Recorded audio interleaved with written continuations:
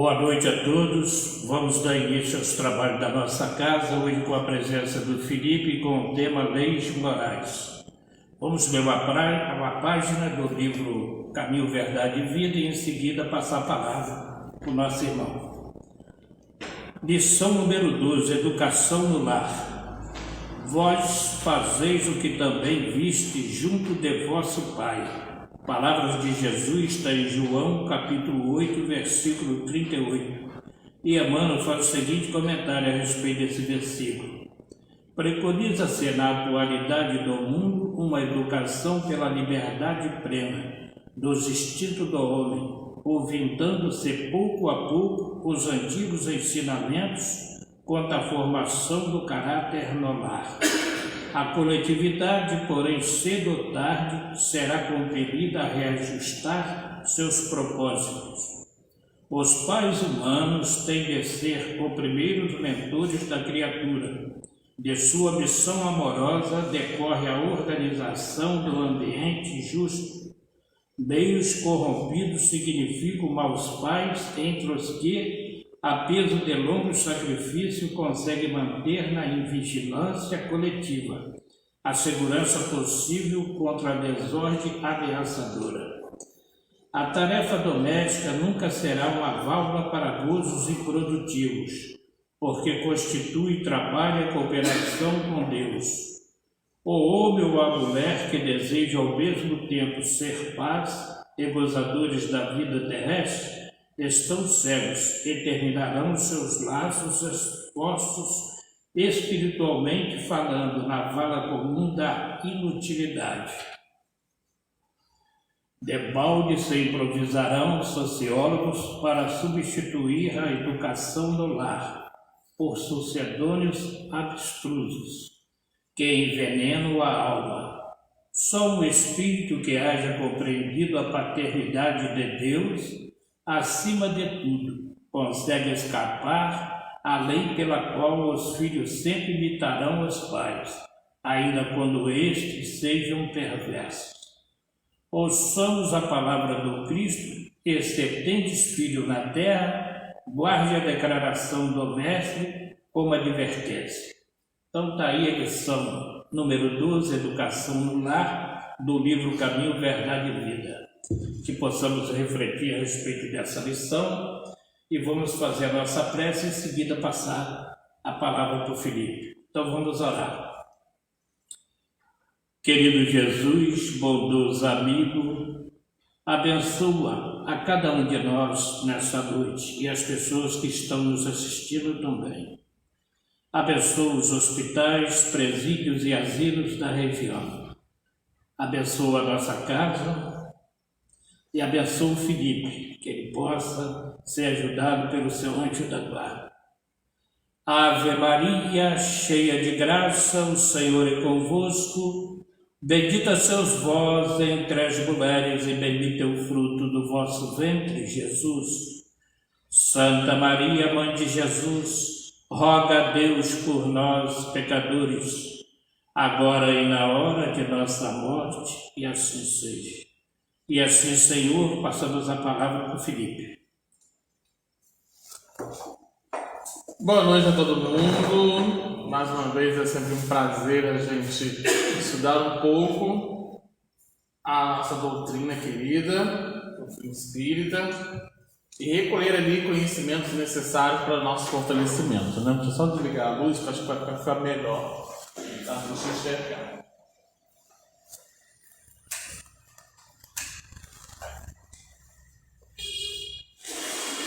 Nós escolhemos o tema que nós já estamos retratando desde o mês passado sobre as leis morais. E hoje eu vou trazer justamente uma compilação, o que significa cada lei. A gente vai apresentar essa temática das leis morais. Mas sempre lembrando do Livro dos Espíritos, que é o nosso livro basilar. Né? O Livro dos Espíritos ele é a base da codificação. Né? Foi a primeira obra codificada por Kardec.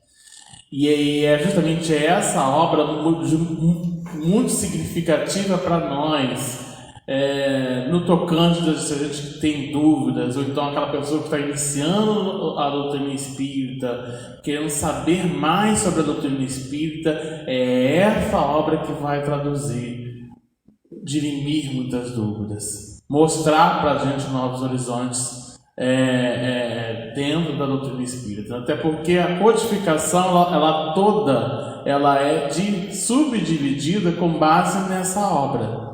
Né? As 4 partes do Livro dos Espíritos, todas elas têm subdivisões dentro da codificação, que tem a base no Livro dos Espíritos, né? Então a parte 3, que é justamente a parte que nós vamos nos guiar, ela tem uma familiaridade muito grande com o Evangelho segundo o Espiritismo, né? A parte 4 tem o céu e o inferno, a parte 2, né, já é um campo mais de filosofia, então tem uma parte significativa do Livro dos Médiuns, e tem também na parte 1, que tem uma parte bem interessante da Gênese também ali envolvidos, né? Mas todas as subdivisões ali, elas são complementos do Livro dos Espíritos, que ela é a base. Então, se alguém está começando a doutrina espírita, pergunta para a gente assim, qual é o livro que a gente tem que ler? Qual o livro que eu preciso conhecer para ter um novo horizonte, para começar a sentir, né, pertencente a essa doutrina, a doutrina espírita, né? No caso, nós temos ali o Livro dos Espíritos, né? O Livro dos Espíritos é um livro ideal para que a gente possa ali presentear aquelas pessoas que têm tanta sede de conhecimento perante a doutrina espírita, o espiritismo, que é o cristianismo redivivo. E lembrando também que o Livro dos Espíritos, ela é uma obra de que não é de leitura, né? É um livro baseado de perguntas e respostas, né? Kardec sabiamente organiza essa obra, fazendo várias perguntas, vários questionamentos, né? Um livro de filosofia, da qual ele medita em várias questões, traduzindo ali sobre a ótica de diversos espíritos. Então é uma obra de estudo, né? Uma obra de que a gente está sempre ali pautando e buscando significados. Então a gente não precisa decorar todas as questões e saber todas as respostas. É impossível para nós isso, né? Mas convém a gente justamente trazer ali estudos. Para quem quer saber, por exemplo, sobre mediunidade, ali tem questões sobre mediunidade, né? Nós vamos falar hoje sobre leis, ali tem questões sobre as leis.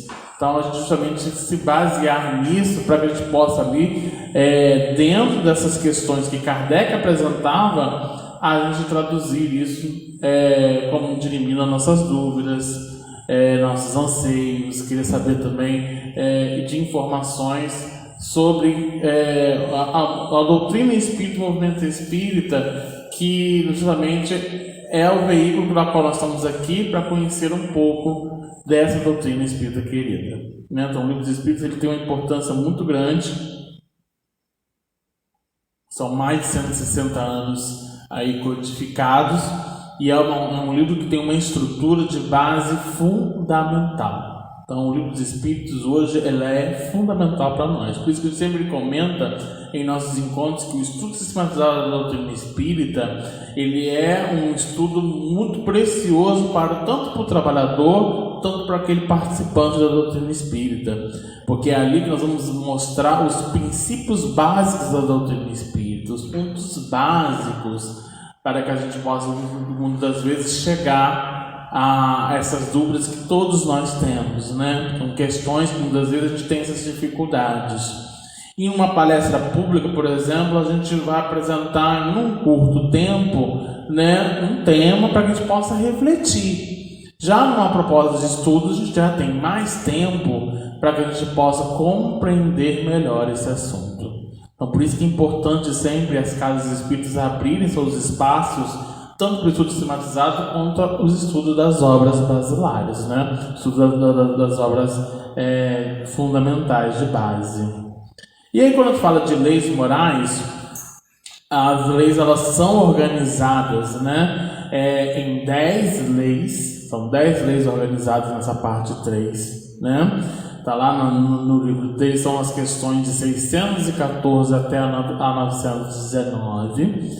E é importante a gente entender de que qual é a diferença dessas leis, né? O que modifica, o porquê que eu tenho justamente trabalhar cada lei, por que ela, didaticamente, Kardec separou essas leis, né? Nós vamos fazer essa conexão ao longo de todo o nosso estudo de hoje. Então, eles começam com lei de adoração, lei do trabalho, lei da reprodução, conservação, destruição, sociedade, progresso, igualdade, liberdade e a síntese. A última é a síntese de toda a lei, que fala da justiça, do amor e da caridade, né? Então aqui nós temos todo o universo da qual nós vamos trabalhar hoje. E aí é importante a gente reconhecer o que é lei. O que é uma lei? Né? No nosso entendimento das nossas leis humanas, né, nós temos o conceito de lei, está lá no dicionário, que é qualquer diretriz ou norma estabelecida no seio de uma comunidade.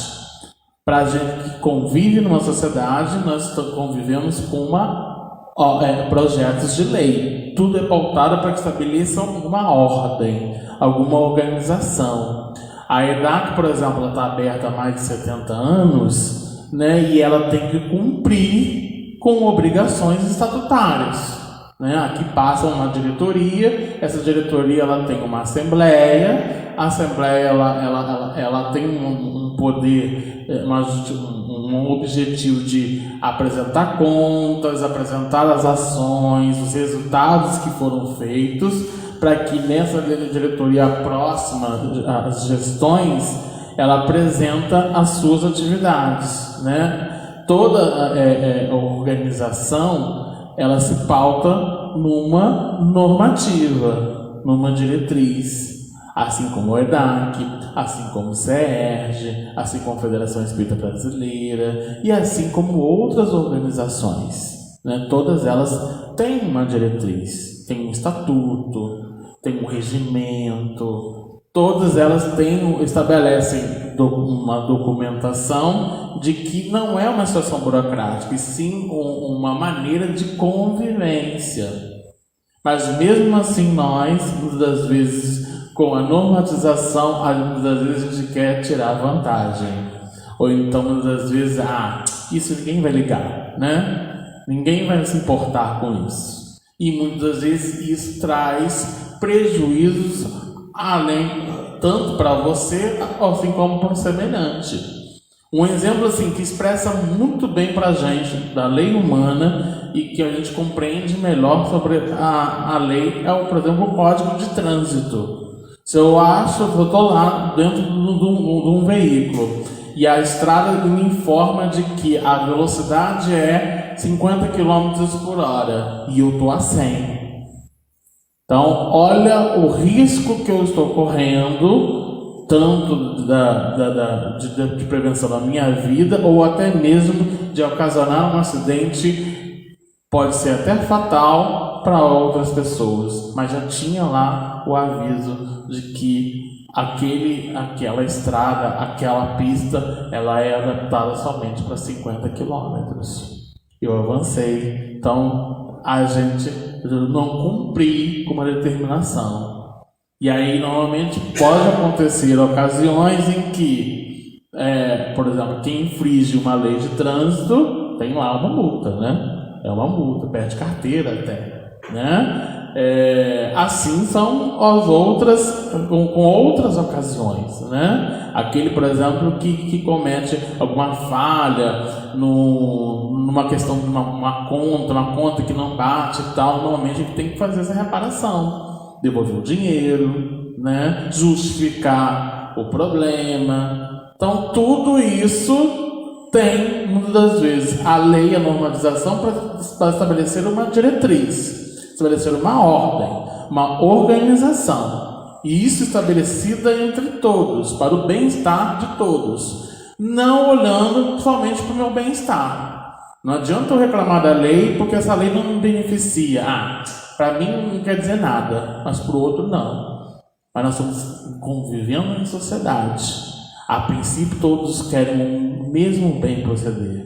Um exemplo pequeno, ainda dessa face de lei humana, que muitas vezes existe uma lei, por exemplo, que estabelece a partir de 10 horas da noite tem a lei do silêncio, né? Muitos irmãos trabalham de plantões à noite e necessitam de um momento de repouso para estabelecer esse momento de repouso, né? Eu não posso fazer a minha festa ou então e muitas vezes prejudicar aquele irmão que necessita desse descanso.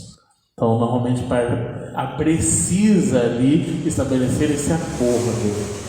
E aí que a gente vai entrar na questão moral. Eu estou falando com vocês de leis físicas. Se eu olhar muito para o meu lado, aí a gente vai até falar disso lá na lei de sociedade, eu vou estabelecer essa relação de egoísmo em que eu sou o centro. Mas a lei moral ela já estabelece uma regra também do bem proceder, mas ela fundamenta na lei do nosso Pai Criador, de Deus, comum a todos. Não tem que beneficiar só a mim, tem que beneficiar a todos. Então, a essência das leis morais, ela tem como norte, né, o que Jesus veio traduzir para a gente na sua revelação. Porque as leis morais, ela já é uma tradução, é uma organização de que Kardec trouxe para a gente dessas leis, mas já olhando para trás, para as revelações divinas, né, Moisés já havia trago um código, né, os 10 mandamentos. É um código ali, né, lei divina.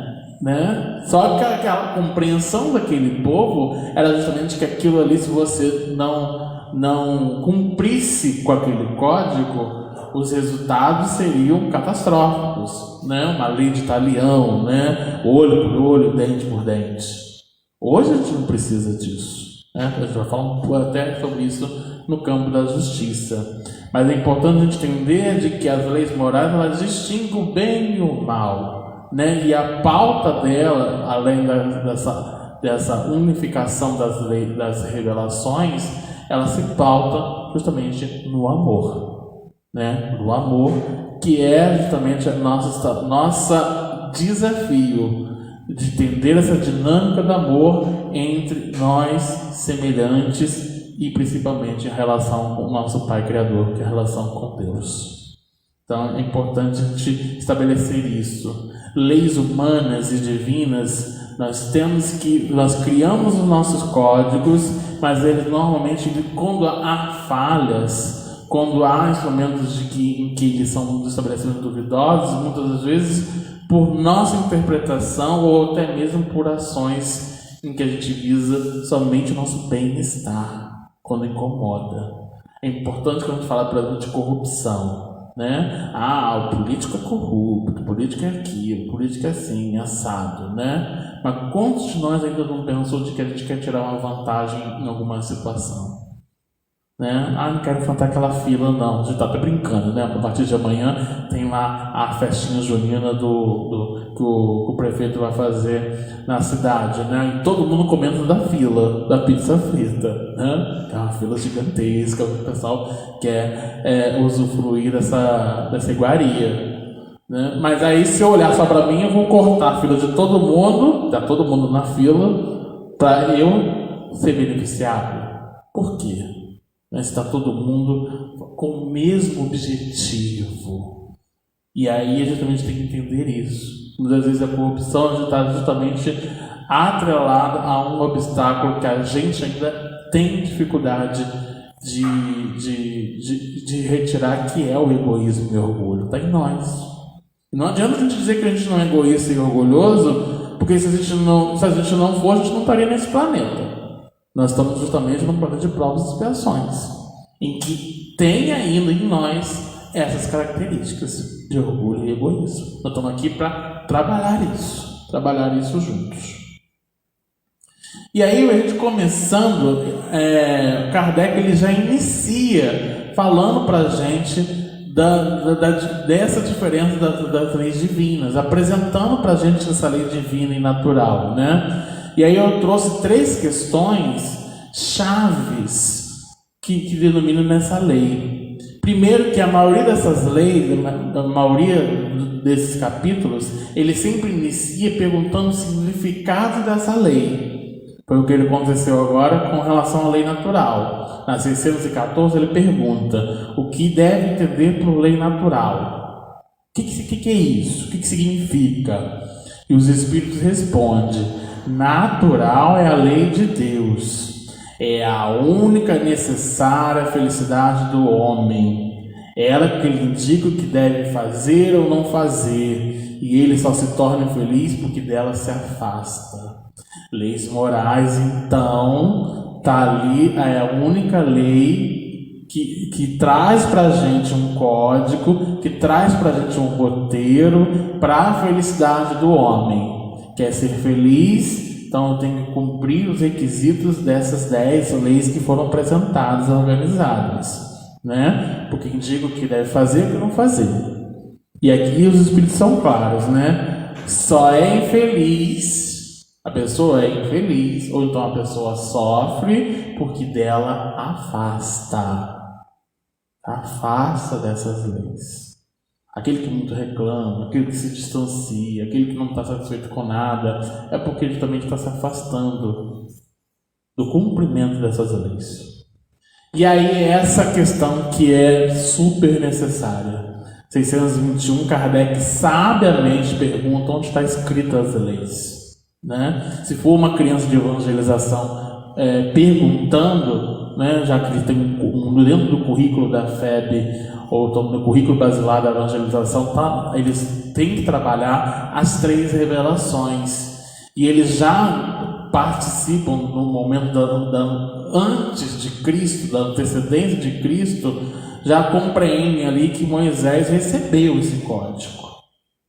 Recebe esse código, mas entende que Jesus veio trazer para a gente uma proposta de entendimento desse código, trazer para nós um entendimento que não é um papel, não é pedra para que a gente possa compreender o que está escrito ali. Eu preciso entender, e Jesus veio trazer para a gente essa essência. E aí Kardec sabiamente pergunta: onde está escrito isso? Se tem algum livro específico. Podia falar que era a Bíblia, né? Os Espíritos podiam falar assim: a Bíblia é sagrada. Não. Né? Colocaram bem claro para a gente que está na consciência. Os Espíritos mostrando para a gente de que a gente sabe o caminho a seguir. Todos nós sabemos o caminho a seguir. Por mais dúvidas que a gente tenha, por mais dificuldade que nós tenhamos, a gente sabe o roteiro seguro para a felicidade. Olha que beleza a gente compreender. Se a gente entender a importância de que o que me faz bem, leis morais é o que me faz distinguir esse bem e o mal, me faz bem, então eu vou investir no que me faz bem. Eu não vou investir no que me faz mal. Eu preciso investir nisso para traduzir essa melhoria em mim, porque todos nós estamos cientes de que estamos aqui com um fator de progresso, de evoluir, de aprimorar, e a consciência justamente ela revela para a gente esse caminho. Então sabiamente os Espíritos comentam para a gente de que a consciência é o que ela vai apresentar o melhor caminho a se seguir diante das decisões, diante de resposta, muitas vezes, de perguntas da qual necessitamos. Porque se a gente for olhar a postura de Jesus, foi como? Jesus não deu resposta pronta para ninguém. A única palavra que ele explicou, item por item, foi a do semeador. Ele queria mostrar ali os tipos de pessoas que recebem essa revelação, recebem essa palavra. Agora nós temos acesso a tudo, nós temos um acesso gigantesco às informações. Convém a nós justamente a filtrar tudo isso e cumprir com a nossa consciência, porque a gente sabe quando está fazendo errado, a gente sabe quando a coisa não está certa.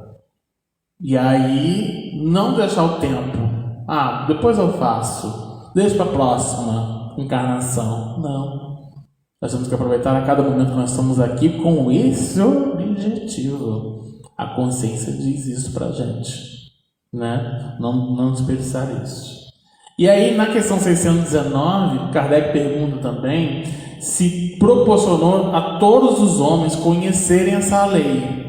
Todo mundo tem conhecimento dessa lei, nessa lei moral que eu estou apresentando para vocês? Será que todo mundo tem esse acesso? E aí, olha a resposta dos espíritos. Todos podem conhecê-la, mas nem todos a compreendem. Os que melhor compreendem são homens de bem e os que desejam pesquisá-la. Não obstante, todos os dias a compreenderão, porque é necessário que o progresso se realize. Todos vão ter acesso, mas nem todos vão compreender. Jesus falava por parábolas porque ele já sabia que muitos ali iam ter dificuldade. Muitos ali não iam entender se ele falasse claramente, se ele falasse de uma forma mais objetiva. Precisava da história para que ele compreendesse no seu tempo. E aqui eles revelam isso. No decorrer do seu tempo, nós, no decorrer do seu tempo, vamos entender tudo isso. Porque o progresso ele vai se realizar. O livro dos Espíritos é categórico de que o bem vai preponderar. Por mais que a gente está num momento de que, nossa, eu não estou vendo bem nada, né? Tudo que a gente vê na mídia é maldade, maldade, maldade, maldade. Mas é ele que vai traçar um campo melhor para o nosso planeta, para a nossa escola, que a gente já está recebendo essa reforma, essa mudança. Apesar de a gente falar tanto da regeneração. Né? Hoje a gente eu estava até conversando com uma amiga me mostrando uma frase dizendo de que, nossa, se eu for melhor do que era antes, eu estou perfeita. E aí eu digo para ela, porque no Evangelho mostra pra gente, lá na Lei de Amor, de que 100 anos atrás nós melhoramos muito, muito. Nós estamos melhores, apesar do que a gente está vivenciando hoje. Mas se há 100 anos atrás já estamos melhores, imagina daqui a mais 100 anos. Como é que vai ser? Então, a gente está chegando lá e o progresso ele vai se realizar. Né? E a 625 também está nesse capítulo, né, da lei divina e natural, que traduz para a gente do tipo mais perfeito que Deus ofereceu ao homem como guia e modelo. Né? E os Espíritos são categóricos trazendo para a gente Jesus como esse modelo perfeito. Quem a gente deve seguir? Quem a gente justamente tem que estudar? Tem que justamente analisar tudo que ele fala? Jesus é o modelo mais perfeito.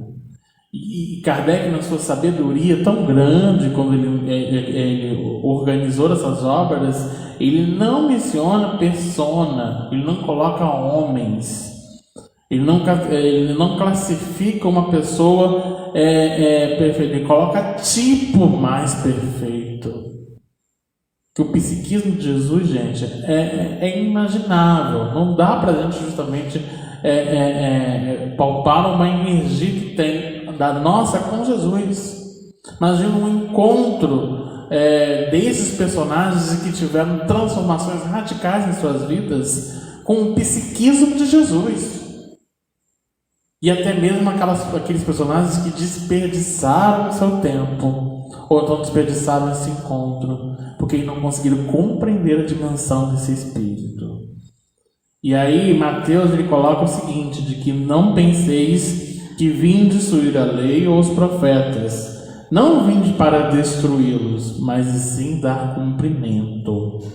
Jesus falando da lei, lá nos primeiros capítulos do Evangelho, né? Não vim destruir a lei, e sim dar cumprimento. Porque em verdade vos digo que o céu e a terra não passarão até que não se cumpra tudo quanto está na lei. Até a última gota, né? Desculpa, aqui está J, né? É gota. E o último ponto.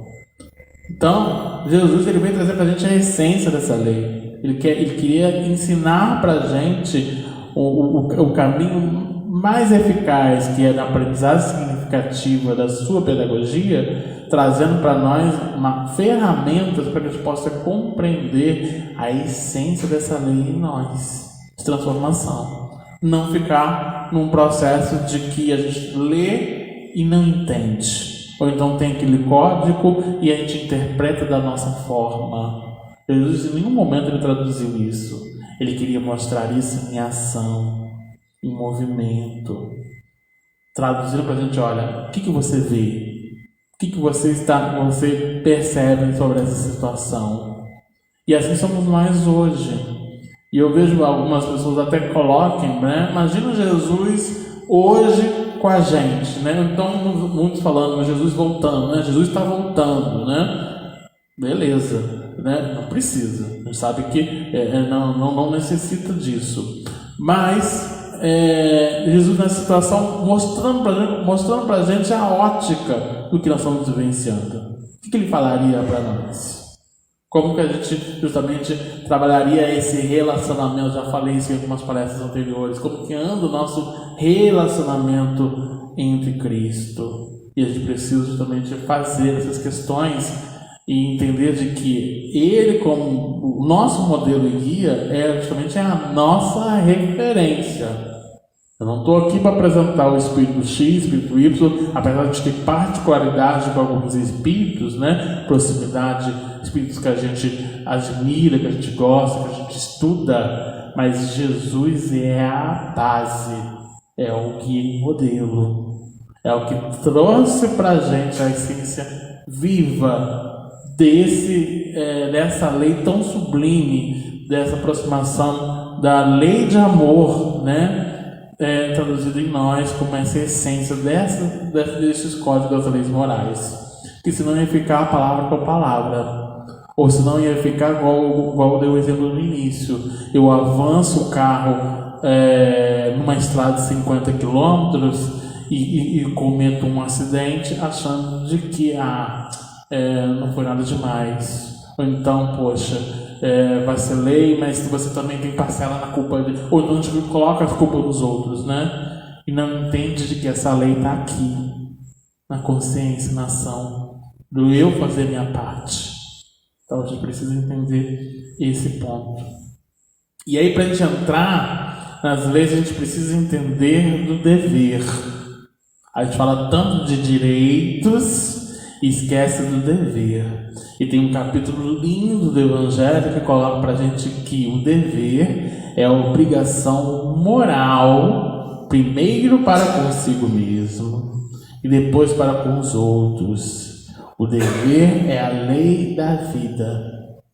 E aí o mais importante que ele cita também dentro do Evangelho, que ele coloca de que o homem que cumpre o seu dever ama a Deus mais que as criaturas, mais que a si mesmo. E a obrigação da criatura para com Deus jamais cessa, porque ela deve refletir as virtudes do Eterno, que não aceita um esboço perfeito, mas deseja que a grandeza da sua obra resplandeça aos nossos olhos. Então a síntese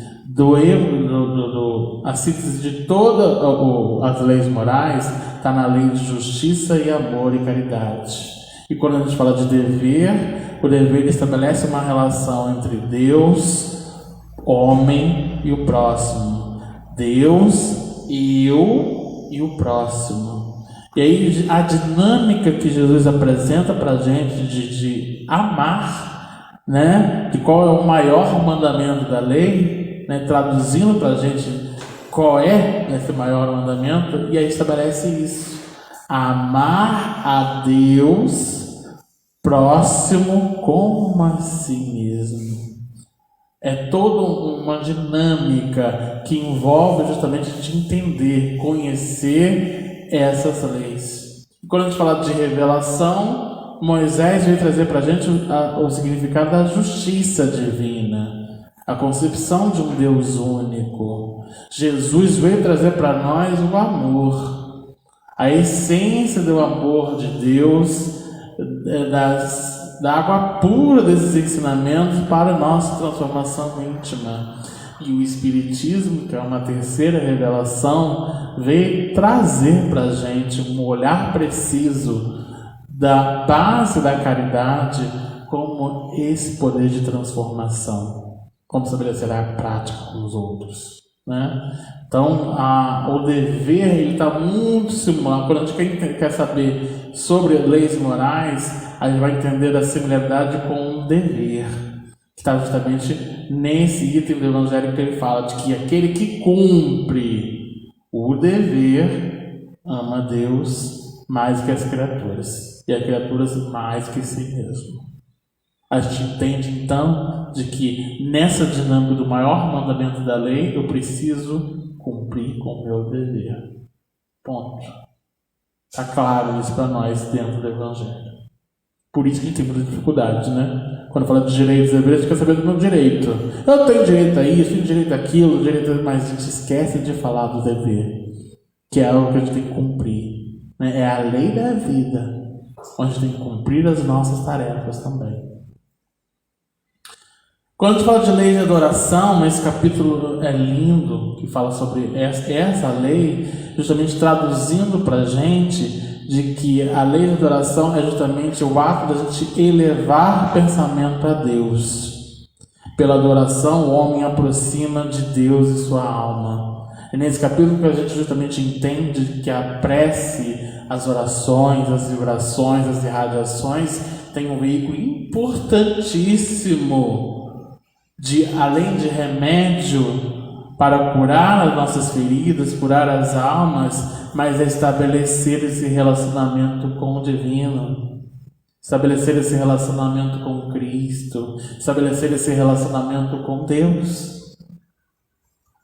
E aqui está nos mostrando disso. A forma de adoração, né? Existem vários tipos de prece, né? Pedir, louvar, agradecer, mas exatamente estabelecer essa faixa de pensamento com Deus, nosso Pai. Eu já falei em algumas oportunidades aqui de que muitas vezes nós temos uma distância com Deus porque a gente necessita de algo palpável. Preciso tocar, né? Preciso visualizar. E Deus está em todas as dimensões, está em tudo quanto é lugar, né? Tudo é Deus. E eu que estou aqui remete uma criação dele. Eu sou herdeiro disso tudo, né? Todos que estão aqui também têm essa relação, principalmente no contato com a natureza. Mas é justamente no veículo da prece, ou no veículo do pensamento, que a gente justamente estabelece essa relação. Então, quando a gente fala lá atrás de que o tipo mais perfeito é Jesus, que Jesus a gente assemelha, né? É nesse palpável que a gente vê em Jesus, nos filmes, nas histórias, em tudo que a gente fala dele, a gente também traduz para nós, dessa forma palpável, essa proximidade com o nosso Pai Criador, que não castiga, que não é aquele Pai severo, é o que está o tempo todo para já ao nosso lado, ou em todos os instantes, dando oportunidade para que a gente estabeleça um caminho seguro para a felicidade, se tornar um homem de bem, que é isso que Ele quer, de todos nós, né? Traduzir esse objetivo. Na lei do trabalho, é interessante que quando Kardec divide as leis, por que dessa sequência? Lei de adoração, lei do trabalho e assim como as outras, né? É importante que quando a gente fala de adoração e agora trabalho, Kardec na sua organização ele quer retratar a primeira dinâmica do amor, que é o amor a Deus. Como justamente na questão de elevar o pensamento e agora no trabalho a gente traduzir uma forma de ação para que eu possa apresentar o melhor para o outro, eu estou amando a Deus. E é interessante quando ele fala de que na 634, Robinson falou na palestra, a gente só vai resumir essas ações, que ele fala da necessidade do trabalho, é uma lei da natureza, né? E aí os espíritos comentam de que o trabalho é uma lei da natureza e por isso é uma necessidade.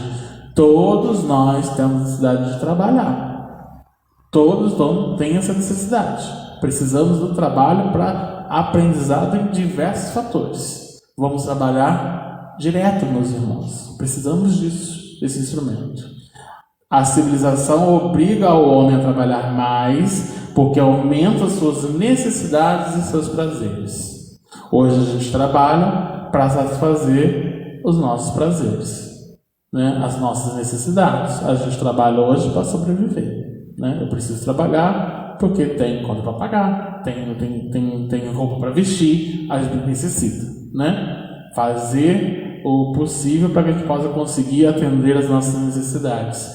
Do mesmo jeito, quando a gente fala de evoluir, quando a gente fala de aprimorar, eu não vou fazer isso sentado, acomodado. Nós não vamos fazer isso. Eu tenho que justamente fazer o possível para trabalhar. Aí não vem com essa questão de trabalhar para Jesus, tá, gente? Quando a gente fala assim, vou trabalhar para Jesus, vou vir na sopa, vou trabalhar para Jesus, vou conseguir meu bônus hora. Não.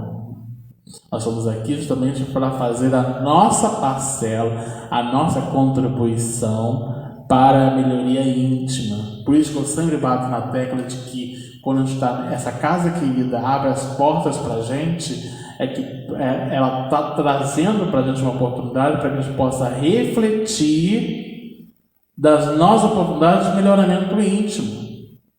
Que através do trabalho nós vamos compreender as ações que eu preciso estar melhor. Quando eu evangelizo uma criança, eu não estou ali achando de que eu sei tudo, né, e que ela vai aprender no decorrer do tempo. Aquele tema da evangelização é justamente para mim. Quando eu estou numa tarefa com os espíritos na mediunidade, em que a gente também evangeliza esses espíritos, justamente, muitas vezes aquele diálogo, aquela ação é também para a nossa compreensão. A reflexão, isso tudo é trabalho. Então nós não estamos aqui espíritas ou em qualquer estabelecimento com uma folha de serviço, de vir por vir. Nós temos o objetivo de aprimoramento, todos nós, né? De acordo com as nossas necessidades. Todos nós temos essas necessidades. E aí, olha que legal, 635 ele fala de ocupações materiais, né? Será que trabalha só ocupações materiais? Ele diz que não. O espírito trabalha como o corpo. Toda ocupação útil. É importante dizer isso. Sempre dá utilidade. Muitas vezes a gente vai muito para o que não é útil. E aí essa ocupação útil é trabalho. E muitas vezes o que não é útil gera cansaço, gera estresse, não complementa. E aí a gente precisa repensar. E aí a 693, que a gente já vê muitos espíritas falando, ou até mesmo nós jovens falando assim, vai trabalhar para sempre, não vou aposentar, né? Tem que aposentar, a gente vai aposentar, né? Na questão da lei humana existe, né? Existe isso, né? Quando você contribui, quando você faz a sua determinada parcela, você tem o seu direito a aposentar, né? A parar de acordo com o seu limite das forças. Aqui também diz isso, o limite das suas forças. Não obstante, Deus dá liberdade ao homem. Se a gente vai trabalhar constantemente, está dizendo aqui em cima, né, o espírito também trabalha, aquele também que está impossibilitado, ele vai trabalhar conforme o seu limite das suas forças. Né? Eu dou sempre também exemplo, por exemplo, do Gerando Mendonça, o gigante deitado. Olha, em doença o homem trabalhou. A cama para ele foi pequena. Ele ficar preso numa cama foi pequena. E eu pensando, imagina esse rapaz hoje, como que assim, teria todas as desculpas do mundo para fazer esse tipo de trabalho, uma exposição doutrinária, deitado numa cama, né? A dificuldade que seria. Mas olha como pessoas similares, né? A gente conhece em que não tem essa questão de doença, eles fazem. Que tem esse compromisso. E esse compromisso não é com Jesus, é com Ele. Eu repito isso, tá, gente? A gente sempre frisar isso. A gente escuta muito de que eu vou trabalhar para Jesus. Ele já está trabalhando por nós. E nós estamos trabalhando para nós também. É bom sempre compreender isso. Lei de reprodução. É interessante que nessa lei, quando Kardec organizou, casamento está nessa lei. Eu falei, casamento é família. família está lá na lei de sociedade, né? Por quê?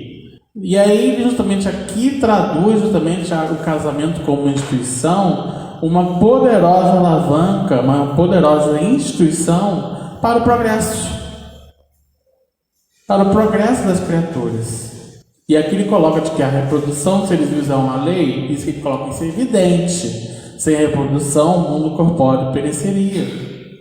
Necessitamos dessa união, dessa integração e de fortalecimento da instituição do casamento para justamente ali a gente promover a renovação, a transformação dessas criaturas. Né? Nós estamos falando tanto de que a Terra está passando por esse estado de transformação, de mudança. Para isso, é necessário dessas renovações. A criançada que está vindo hoje está o quê? Atenta. Já compreendem bem essa questão do bem e do mal. Já fazem justamente trazendo esses resgates de experiências encarnatórias de milênios, traduzindo para nós nessa oportunidade de regeneração uma nova forma de pensar, uma nova forma de mudar. A gente costuma dizer para a turma da evangelização de que não cabe mais uma aulinha lá de 10 anos, aquele caderninho de 10 anos, com o caderninho de hoje. Mudou tudo que a gente conversa em evangelizador. O evangelizador está em capacitação constante, porque os assuntos mudam com muita frequência. E é isso que é o objetivo dessa lei de reprodução. Sem isso, o mundo pereceria. Vai ficar todo mundo como animal, não vai ter nenhum habitante na Terra. É necessário. E o casamento está aqui incluído como um grande fator, uma grande instituição que contribui para o progresso das criaturas. Conservação. Ele diz justamente de que o instinto de conservação na lei da natureza, ele fala que sim, sem dúvida, todos os seres vivos possuem qualquer que seja grau de inteligência. Nuns é puramente mecânico e no outros novamente racional. E aí, complementando, com que fim Deus concedeu a todos os seres vivos um instinto de conservação? Ele fala que todos devem colaborar nos desígnios da providência. Foi por isso que Deus deu a necessidade de viver. Depois, a vida é necessária ao aperfeiçoamento dos seres. Eles o sentem instintivamente, sem disso se aperceberem. É importante dizer, gente, que quando a gente fala lá na dinâmica do amor, né, Lázaro ele faz uma gradação colocando o instinto no início. O instinto é um tipo de inteligência. Muitas vezes a gente classifica aquelas ações sem pensar e tal, mas isso à medida que ele vai filtrando, que ele vai se purificando, ele fala disso, né? Ele vai subindo para sentimento, e aí você filtrando, ele vai. Sentimento não, ele vai para sensações, né? E depois que ele vai para sentimentos. Ele vai apurando isso, né? Então a gente passa por esses instintos de conservação. Nós estamos com essa máquina para conservar, para cuidar. Temos que cuidar do nosso corpo, né? Temos que cuidar do que a gente recebe, né? E a gente precisa disso para a necessidade desse aperfeiçoamento.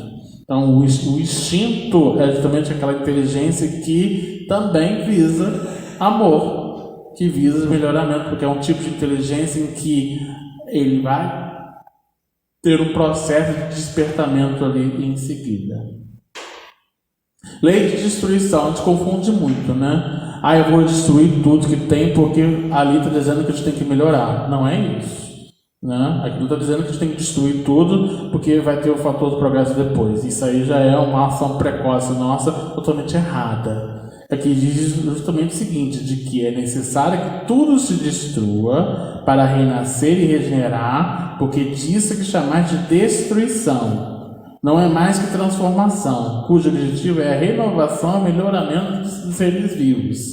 Então, esses fenômenos naturais que acontecem, muitas vezes a gente estuda, que comovem a gente também, esses fenômenos justamente ele traduz para a gente, na ótica espírita e na ótica dessa lei, né, uma oportunidade de melhoria, de transformação.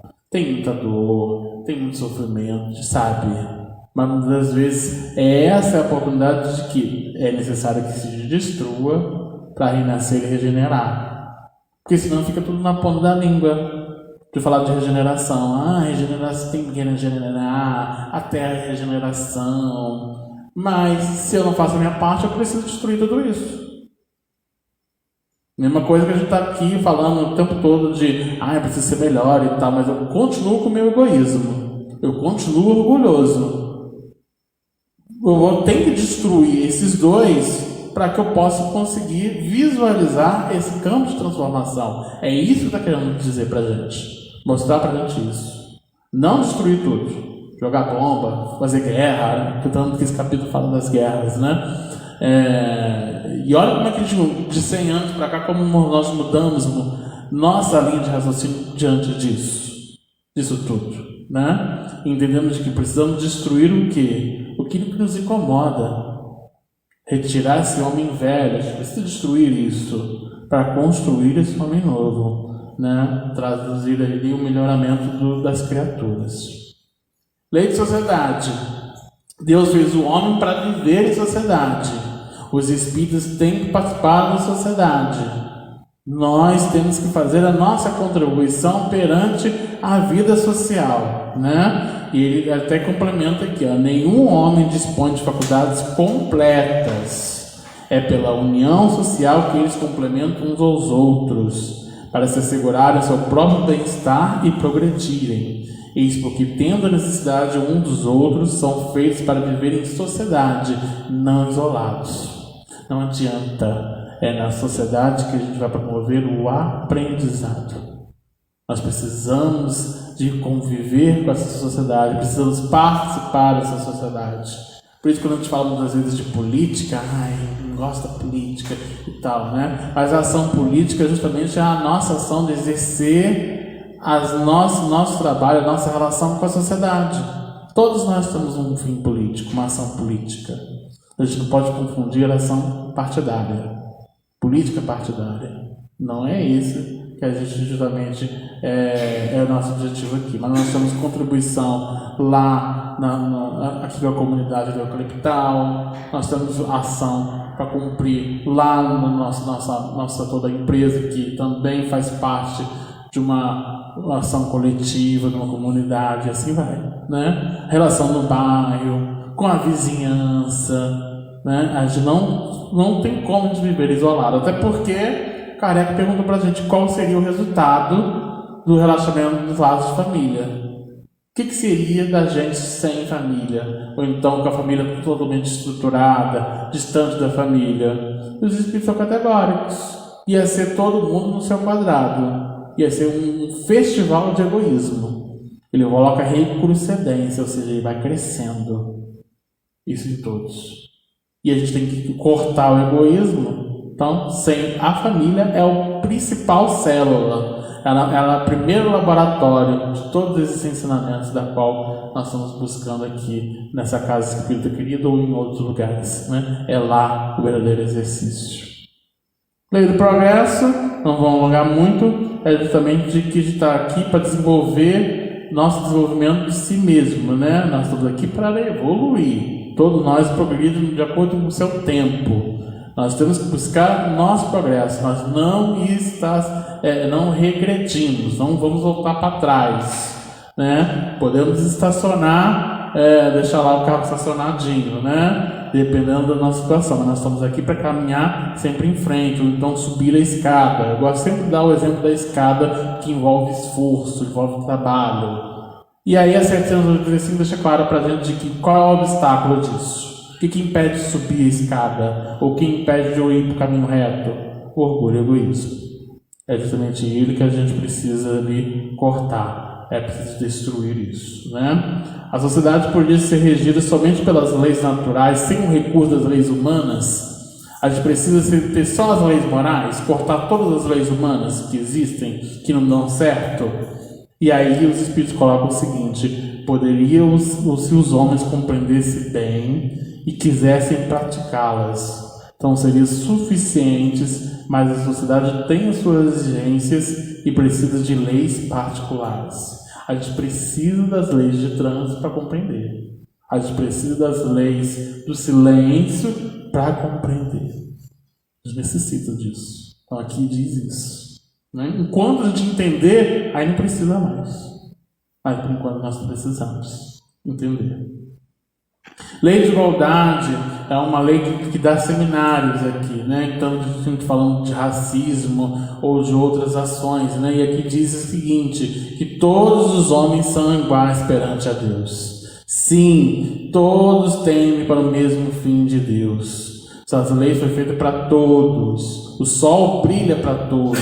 E com isso dizer, na verdade, é mais geral do que pensais.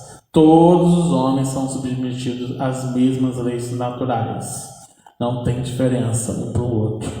Então, para homem, para mulher, para negro, para branco, para amarelo, para vermelho, e assim vai. Todos são iguais diante dessas leis, né? Deus não concedeu uma superioridade natural a nenhum homem, nem pelo nascimento, nem pela morte. Todos estão iguais diante da lei. Todos nasceram do mesmo jeito e todos vão morrer do mesmo jeito. Todo mundo vai passar por isso. Né? Então a lei de igualdade ela traduz isso. E é importante dizer que muitas vezes a desigualdade, quando a gente fala muito de desigualdade social, desigualdade, é porque muitas vezes nós temos alimentado o quê? O obstáculo do progresso. Orgulho e egoísmo. A desigualdade é o que gera isso. Lei de liberdade, né? Você é livre, eu sou livre, eu faço o que bem quiser. Né? E a doutrina espírita mostra bem claro para a gente de que nós estamos aqui o livre-arbítrio e as suas ações é a consequência da sua consciência, portanto responsabilidade.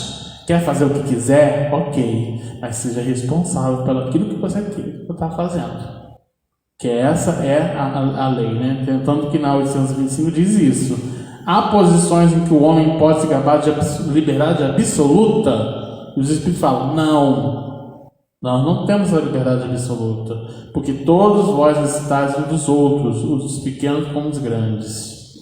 E aí, na 843, ele coloca: o homem tem livre-arbítrio nos seus atos, sim, pois tem a liberdade de pensar, de agir. Sem o livre-arbítrio, o homem seria uma máquina. Né? Não teria essa liberdade de compreensão, de você justamente traduzir essa forma de progresso, de melhoria. Se não tiver o livre-arbítrio, ele vai cumprir com um protocolo, uma ação robotizada. E aí, para a gente caminhando para o nosso final dessa apresentação, que eu acho interessante que isso aqui é a síntese da lei, das leis morais, que é a lei de justiça, amor e caridade.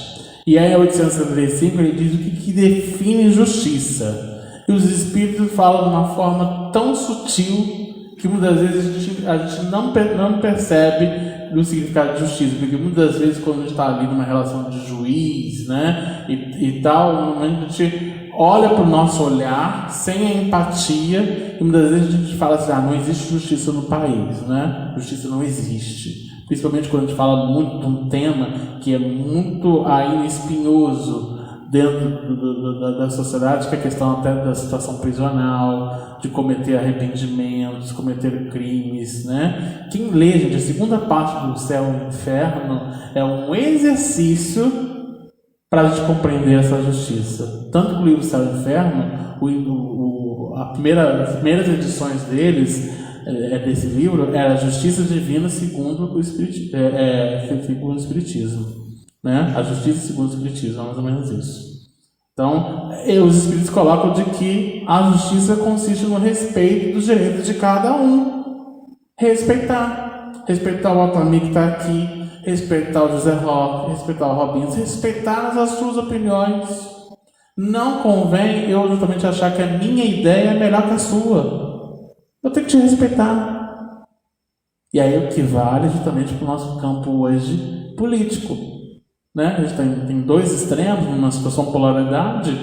Respeita aquele que vota no A, que vota no B, que não vota ninguém.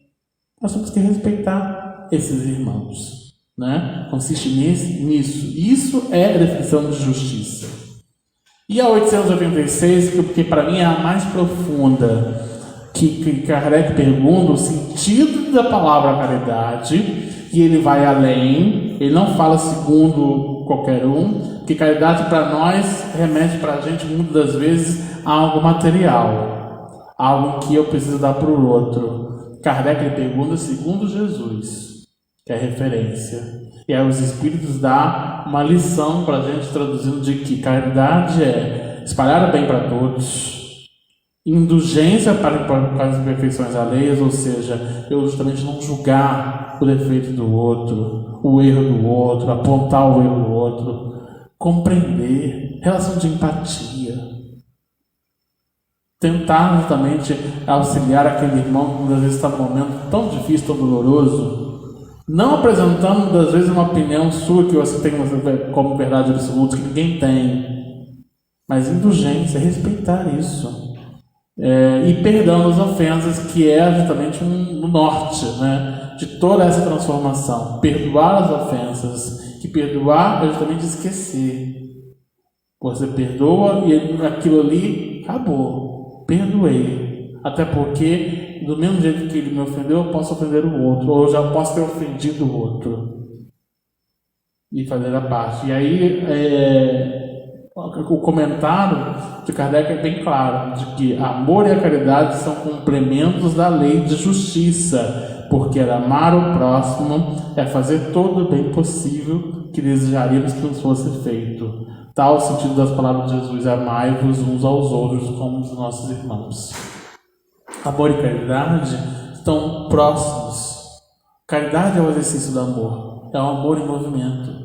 Então a justiça e o amor e a caridade, elas se assemelham, elas estão juntas. Justiça no respeito, amor é a nossa essência, né? Justamente aquele complemento em que Jesus traduz para a gente na palavra caridade, que é justamente o exercício, é fazer. A caridade é esse amor em movimento, você fazer e instrumentalizar esse ensinamento em ação. E aí, quando a gente fala, voltando lá à nossa tônica de dever, né? Quando eu falo de que o homem que cumpre seu dever ama a Deus e o próximo como a si, a gente finaliza, resume as leis nesse quadro em que diz que os deveres do homem para com Deus está lá na lei de adoração e na lei do trabalho. Nos deveres do homem para consigo próprio, né? Para consigo mesmo, lei de reprodução, conservação e destruição. E o homem para com o próximo está na lei de sociedade, de progresso, de igualdade e liberdade.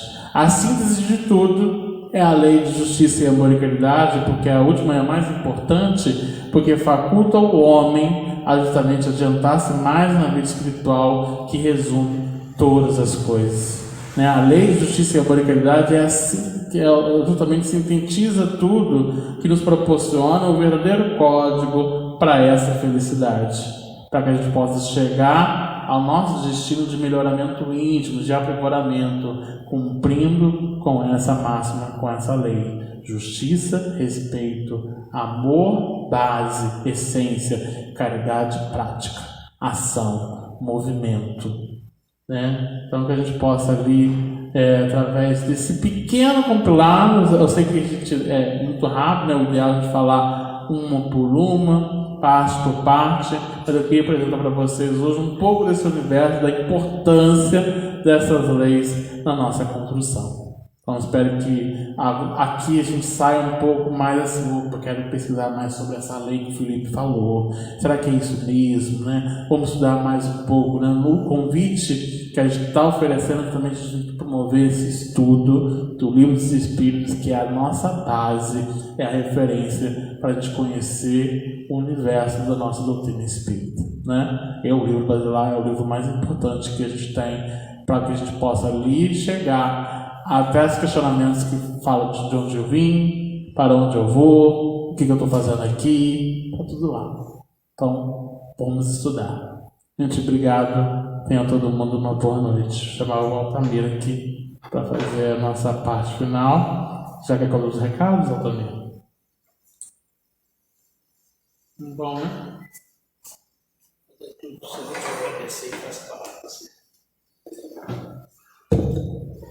Nossa casa agradece o Felipe pelo estudo dessa noite, agradece a presença de vocês aí no salão e aqueles que estão nos assistindo também, o nosso muito obrigado. E eu passo a palavra para o Felipe, como nome, ele vai fazer a prece final também. Passar os recados. Então, o recado que a gente tem para dar é justamente o nosso almoço, né? Paella Mineira. A gente está com o almoço a partir no dia 11 de setembro, anota bem essa data. Nós já estamos com a listagem de doações já está aqui no quadro, perto da assinatura do livro, né? Das palestras. Então já estamos recolhendo as doações para o nosso almoço. E reserve bem a data que o almoço a gente já está ali, dia 11 de setembro é a data. O almoço ele vai funcionar no sistema drive-thru, tá? Por causa da questão da prevenção do Covid, não vai ter consumação no centro, né? A pessoa só vai levar as marmitas e é R$20 o combo. Então vocês vão receber a marmitex, né? A marmitex, e tem também uma sobremesa e um refrigerante. Então vai ser um combozinho por R$20. Convite, esse domingo vai estar tudo ok, Angélica, para vender. Então a partir de domingo agora já estamos vendendo os convites. Hoje já está, então quem está aqui já procura a Angélica, tá? Já procura a Angélica, a gente precisa justamente espalhar esses convites a todo mundo aí que queira confraternizar com a gente nesse momento tão importante da casa, mas ao mesmo tempo ajudar nas despesas, na manutenção dessa casa espírita querida, né? Essa casa só funciona mesmo com o auxílio dos eventos e também dos nossos queridos associados que contribuem para ajudar na nossa manutenção da casa, né? Próxima palestra de domingo é com um amigo Elimar, ele vai estar aqui e ele vai falar sobre Jesus e os sentidos de libertação. Então, fica aí o convite para todo mundo assistir o nosso querido Elimar, que também vai estar aqui, mas também nós vamos exibir tanto no Facebook e em seguida no YouTube. Então, vamos levar nossos pensamentos, agradecer ao amigo Mestre Jesus, à espiritualidade amiga que nos ampara e nos protege, pela oportunidade bendita de estarmos nessa casa de caminho, avançando um pouco mais esse ter Evangelho, para que a gente possa levar essa água viva, essas reflexões a todos aqueles que necessitam de compreender, de receber esse consolo, de receber essas mensagens para despertamento e transformação íntima, mas ao mesmo tempo também que essa mensagem sirva para o nosso despertamento íntimo também. Que possa, através dessa conexão que nós estamos fazendo aqui, através dos pensamentos, iluminar os irmãos que estão passando por diversas dificuldades e necessidades, e que essas vibrações, esse canal de pensamento, possa consolar em suas dores, para que possa prosseguir rumo às suas atividades da qual foram planejadas. Que o Senhor nos proteja, nos abençoe, hoje, agora e sempre, que assim seja, graças a Deus. Ok, se desejarem, então só aguardar que eu passo a ser chamado. Boa noite a todo mundo.